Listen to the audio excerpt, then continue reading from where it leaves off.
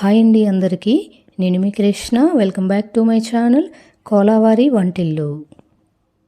ఈరోజు మన వీడియోలో పచ్చి రొయ్యలు బీరకాయ కర్రీని ఏ విధంగా తయారు చేయాలో చూద్దాం. ఈ రొయ్యలు బీరకాయ కాంబినేషన్ అనేది వినటానికి కొత్తగా అనిపించవచ్చు, కానీ కర్రీ అయితే చాలా బాగుంటుంది.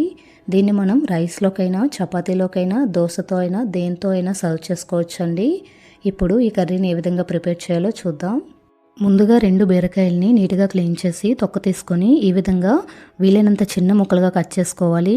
ఇలా చిన్న ముక్కలుగా కట్ చేసుకొని పక్కన పెట్టుకోవాలి. ఇప్పుడు ఒక అరకిలో పచ్చి రొయ్యలను తీసుకొని శుభ్రంగా క్లీన్ చేసుకొని ఒక 1/2 టేబుల్ స్పూన్ పసుపుని వేసి, ఈ పసుపు అనేది రొయ్యలకి బాగా పట్టేటట్లు ఈ విధంగా చేత్తో బాగా కలుపుకోవాలి. ఇలా కలుపుకున్న రొయ్యల్ని ఒక 10 నిమిషాల పాటు పక్కన పెట్టుకోవాలండి. ఇప్పుడు గ్రేవీ కోసం టమాటో పేస్ట్ని ప్రిపేర్ చేసుకుందాం. దీనికోసం ఒక 8 వెల్లుల్లి రెబ్బల్ని, సన్నగా తరిగిన ఒక చిన్న కప్పు అల్లం ముక్కల్ని, ముందుగా కట్ చేసి పెట్టిన ఒక 4 మీడియం సైజ్ టమాటో ముక్కల్ని కూడా వేసి దీనిపై మూత పెట్టి వీలైనంత ఫైన్ పేస్ట్లా గ్రైండ్ చేసుకోవాలి. చూసారుగా, ఈ విధంగా వీలైనంత ఫైన్ పేస్ట్లా గ్రైండ్ చేసుకోవాలి.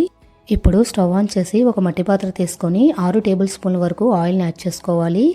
ఇలా ఆయిల్ కొంచెం వేడయ్యాక ముందుగా రెడీ చేసి పెట్టిన పచ్చి రొయ్యల్ని వేసి మంటని మీడియం ఫ్లేమ్లో పెట్టుకొని ఈ రొయ్యల్లోని పచ్చివాసన అంతా పోయి ఆయిల్ పైకి తేలేంత వరకు మధ్య మధ్యలో ఈ విధంగా కదుపుతూ వేయించుకోవాలి. చూసారు కదా, ఆయిల్ పైకి తేలి రొయ్యలు అనేవి బాగా ఫ్రై అయిపోయాయి. ఇలా ఫ్రై అయిన రొయ్యల్ని ఇప్పుడు వేరొక ప్లేట్లోకి తీసుకుందాం. ఇలా తీసుకున్న తర్వాత అదే పాత్రలోకి కట్ చేసి పెట్టిన 2 మీడియం సైజ్ ఆనియన్ ముక్కల్ని, ఒక 4 పచ్చిమిర్చి ముక్కల్ని, కొంచెం కరివేపాకు రెబ్బల్ని కూడా వేసి ఆనియన్స్లోని పచ్చివాసన అంతా పోయి ఆనియన్స్ అనేవి గోల్డెన్ కలర్ వచ్చే వరకు వేయించుకోవాలి. ఇలా ఆనియన్స్ ఫ్రై అయ్యాక టమాటో ప్యూర్ని, 1 టేబుల్ స్పూన్ వరకు సాల్ట్ని, 1 టేబుల్ స్పూన్ వరకు కారాన్ని, 1/2 టేబుల్ స్పూన్ వరకు గరం మసాలా పొడిని కూడా వేసి ఒకసారి కలుపుకొని దీనిలోని పచ్చివాసన అంతా పోయి ఆయిల్ పైకి తేలేంత వరకు వేయించుకోవాలి. ఆయిల్ పైకి తేలి ఇలా మసాలా మొత్తం కూడా బాగా ఫ్రై అయిన తర్వాత దీనిలోకి ముందుగా రెడీ చేసి పెట్టుకున్న బీరకాయ ముక్కల్ని యాడ్ చేసుకోవాలి. ఇలా బీరకాయ ముక్కలు యాడ్ చేసుకున్న తర్వాత మంటను మీడియం ఫ్లేమ్లో పెట్టుకొని ఈ మసాలా మొత్తం కూడా బీరకాయ ముక్కలకి బాగా పట్టేటట్లు ఈ విధంగా కలుపుకోవాలి. ఇలా కలుపుకున్న తర్వాత బీరకాయ ముక్కల్ని మరొక 10 నిమిషాల పాటు ఈ ఆయిల్లో మగ్గించుకోవాలి. ఇక్కడ బీరకాయ ముక్కల్ని మగ్గించడానికి వాటర్ని సెపరేట్గా యాడ్ చేయాల్సిన అవసరం లేదండి. బీరకాయ ముక్కల నుండి వచ్చిన వాటర్లోనే బీరకాయ అనేది ఈ విధంగా మగ్గిపోతుంది.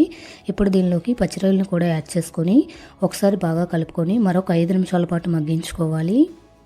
ఇలా మగ్గించుకున్న తర్వాత దీనిలోకి 1 గ్లాస్ వరకు వాటర్ని యాడ్ చేసుకోవాలి.